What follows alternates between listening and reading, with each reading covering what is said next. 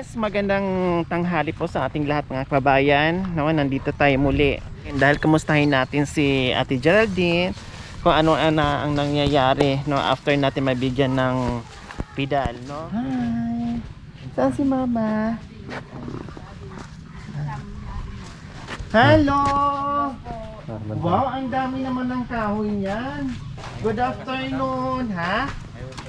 Ay, may order kayo. May order pa. Wow, tingnan nyo mga kababayan, no, ang sipag, ang dami kahoy.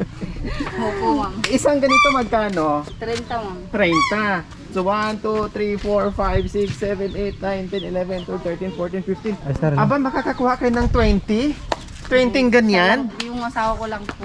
Ay, ito na yung asawa mo. Hi, kuya. Ba't ngayon mo lang pinakita? Gwapo naman pala eh. Ngayon lang kasi, madam, nag-ano sa bahay. Tinatago mo ata eh. Ang gwapo naman pala ni Missy. Ba't ngayon mo lang sinabi? Ay, ngayon mo lang pinakita sa akin. Alam mo mga kababayan, naalala ko lang. Pwedeng pahiram ko yan. Naalala ko, no? Kasi ganito din po yung... Ganito din po yung ginagawa ko dati, no? Pag wala kaming kahoy, tapos utusan ako, oh. Pupunta ako doon sa masukal na lugar, no? Ang tapang ko doon kahit maliit pa ako noon, no? Grade school. Hindi ako natatakot sa ahas, pero ngayon takot na akong pumasok sa mga masusukal. Di ba kuya, no? Nakakatakot yung ahas. Nakatakot. So yun po yung talaga yung kinatakutan ko. Sana yan. Dati, Diyos ko po, wala akong pakialam. Susuot talaga ako kahit anong gawin, basta makakuha lang ako ng kay para hindi ako mapalo ng nanay ko o yung tatay ko pag wala akong bit-bit na pang gatong. So ganyan. Ganyan. So kayang-kaya ko gawin yan yung ginagawa ni Kuya. Naku, siso sa akin yan. Kayang-kaya ko yan. O magkano na to? Pero mahirap yung magbuhat. Yun nga lang, no? Katulad dito. 'Di ba Kuya, dinala mo to dito yung mga malalaki patulad dito, Mabigat. Ganun. no? Ganito. Mabigat Tapos ko yun ah. dito nyo na tag nito, kinakat nila. So ganyan na. O di ba? Walang trabaho ngayon si Kuya, si Geraldine, may order sila. So talagang busy-busyhan sila sa pangunguha ng kahoy. Kasi sayang din po 'yun. 'Di ba? Biro mo 30 Opo. o 30, sayang din po 'yun. Magkano din 'yun? 20 times 30. 600. 600. Oh, 600. Dalawang araw. Dalawang araw, 600. Okay na po yun. May pambili ng bigas. O, kumusta yung ano natin? Kumusta yung gulay natin? Hindi kayo naglako Okay lang ngayon? naman po. Naglako po ako kaninang umaga. Pero, ano ko palang kararating namin. Galing nagbenta kanina. Mga last 10 akong muli. Kayo din dalawa ni Mister? Hindi po, siya po nasa Kakahoy. Nanguha din ito. Tapos ikaw nandoon sa ano. Sa O diba ang ganda ng pagbibenta. tandem nila mga kababayan? Si Mister gumagawa din ng paraan. Si Geraldine gumagawa din ng paraan. Kundi ang ganda. Kahit, yan nga sinasabi ko, kahit gaano kahirap yung buhay, basta nagtutulungan yung mag-asawa, magiging magaan, maganda, malayo sa gutom. O diba? Geraldine, nandito ako. Ay, tika. Hi. Anong pangalan ni Kuya? Same. Jose. Corpus. Ayan, si Jose. Kumusta naman, Kuya Jose? Ilang balik ako dito, ngayon lang kita nakita. Saan ka ba nagtago? Hindi pumunta ako kay yung amo namin, madam, yung Kasi may trabaho ka noon. O, kumusta si Kuya Jose ngayon? mabuti. Mabuti naman. Nakakaraos din kapag Masaya ka ba sa mga nasatanggap ni Ate Geraldine, sa misis nyo? masaya, madam. Oh, di ba? Kahit pa paano nakatuwang si misis sa inyo. Oh, masaya. Ganun lang talaga ang buhay. Basta lumaban lang ha, Kuya Jose ha. Opo, madam. Ang buhay sadyang minsan ay binibigyan tayo ng aral, binibigyan tayo ng pagsubok, no, na akala natin minsan sa buhay hindi natin kaya. Pero yun ay pagsubok lang. Habang nabubuhay tayo may pag-asa, Kuya Jose ha. Opo. Basta lumaban lang. Matuto lang tayong dumiskarte, matuto lang tayong magtiis, no? At gagawa tayo ng paraan kung paano natin mapaaral yung mga bata, no? Kuya Sis. So ayan, nakita ko na rin si Kuya Sis sa wakas, ilang balik ko dito. Naabutan ko rin dito. Hindi na siya makapalagkas. May orders sila. Ang dami, hinahabol nila ito. Doon Sige daw po Kuya, na pwede kayo. lang kayo magtrabaho. Kasi hinahabol nyo ito. Sayang yung oras. Yung ano. Sali mo pa muna. So nandito kako, Ate Geraldine, kasi maitanong ko lang, itong lupa sa inyo ito, itong tinitirikan? Nakikipag, ano lang po kami. Oh, ilang taon na kayo dito? Matagal na rin kami dito. Ibig sabihin, wala ka pang asawa noon, nandito na kayo. Ah, meron na. May dalawang yung mga bata. Dalawang bata pa lang anak namin. Sino una nakatira dito, yung mother mo? Hindi kami na. Ah, kayo talaga? So, halos sabay-sabay. Ah, so relatives niyo yung may-ari? Kamag-anak nyo? Kamag-anak ng Pisa father. ng taray ko. Ah, Ito yung first cousin ng tatay. hotel parang hotel. Ah, kamag-anak? Ah, okay.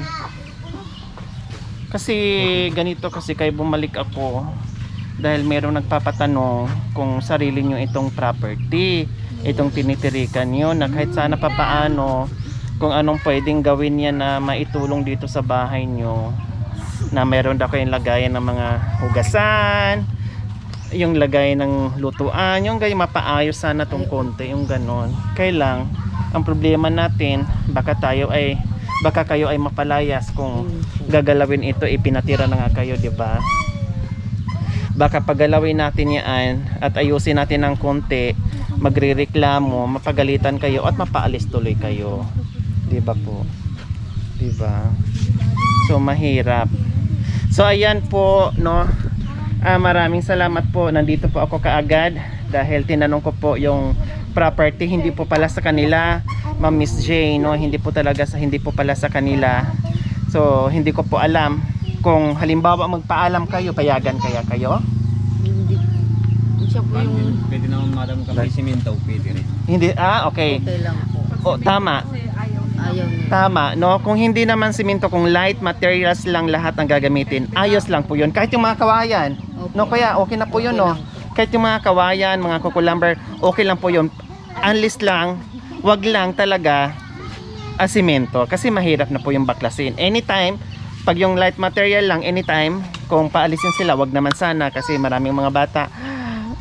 Pwede lang baklasin yun at ililipat sa ibang lugar. Pwede yung gano'n, no? Pero yung semento mahirap, tama yung sinabi ni Kuya kasi hindi po sa kanila yung property. So ayan po yung katanungan, yung tanong po ng ating sponsor na si Ma'am Miss J, nag-sponsor din, nagbigay sa atin ng pedal.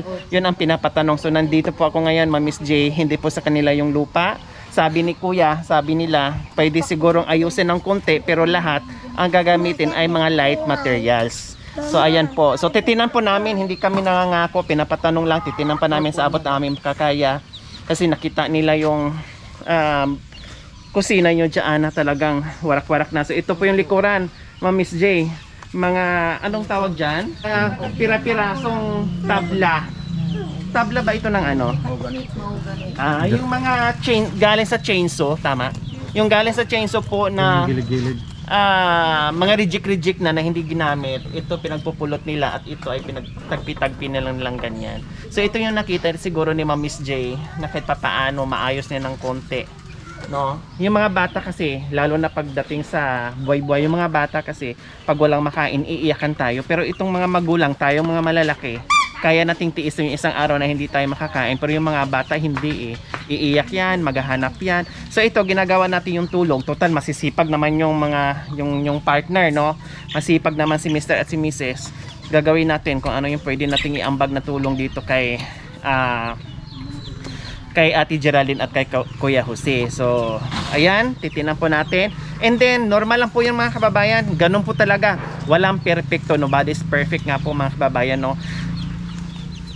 Yung mga mag-asawa hindi talaga maiwasan, nandiyan yung hindi minsan pagkakaintindihan, pagkakaunawaan, nag-aaway sa mga bagay-bagay na maliliit na mga bagay-bagay, nag-aaway, pero pag once ay yan ay napag-usapan at kayo ay open kayo sa isa't isa, madali lang po yan masolusyonan, no?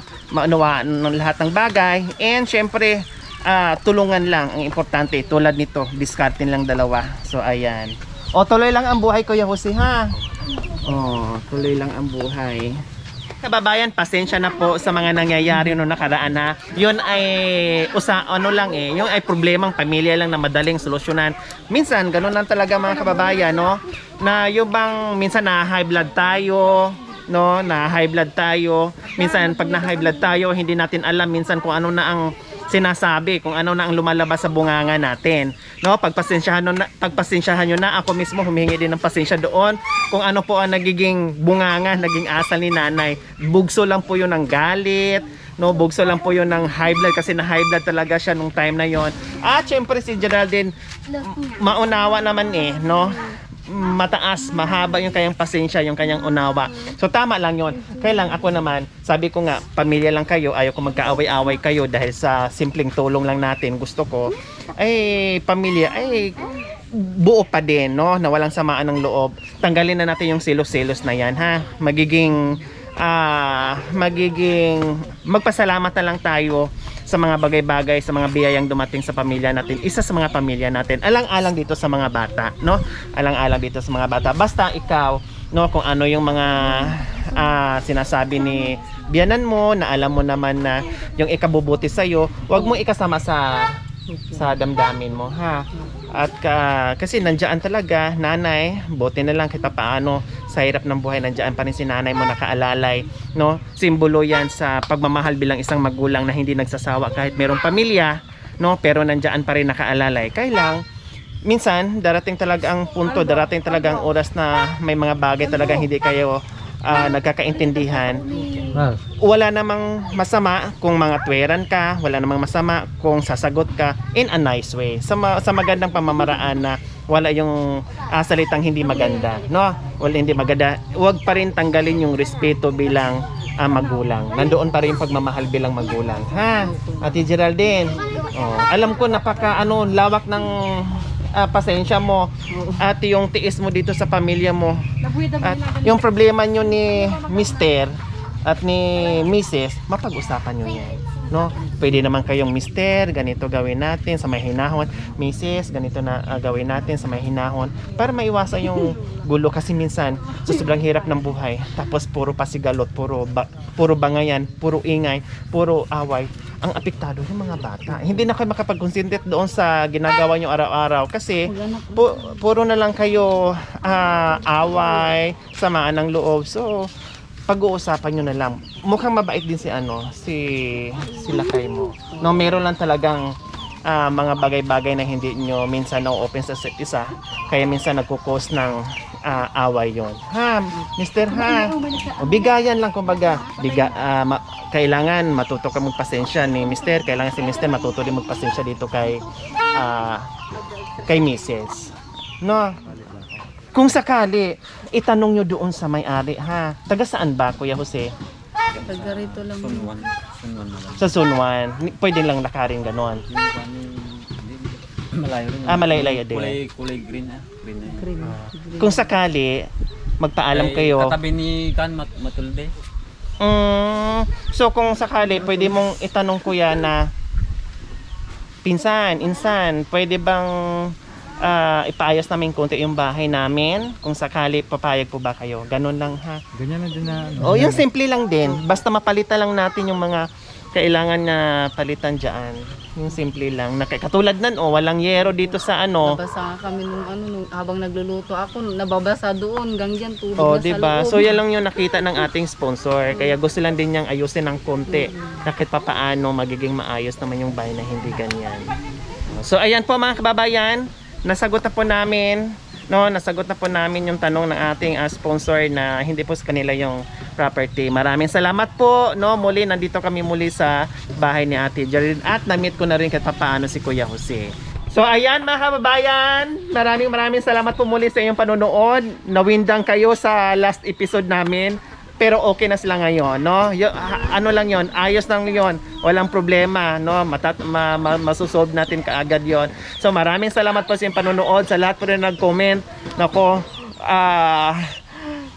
kanya-kanya ng opinion, no? Ako din ay hindi ko alam kasi yung camera, hindi ko alam kung saan itututok kasi nandoon sa lahat ng sulok, nandoon ni si nanay. Hindi maiwasan ng ating cameraman kasi kung saan yung camera, nandoon ni si nanay, talagang iikot siya, no? Then high blood si Nanay Dolores. So ganun lang po yun, pagpasensyahan nyo na. Ako mismo po ay humingi din ng pasensya sa ating mga viewers. Maraming salamat po sa mga kababayan. Huwag niyo po kalimutan pag-share at subscribe sa aking YouTube channel, Lori Aquino Trita. Maraming salamat po. God bless us all. Bye. Bye. Diba? At malilinis, magaganda na yung mga bata lalo. Okay.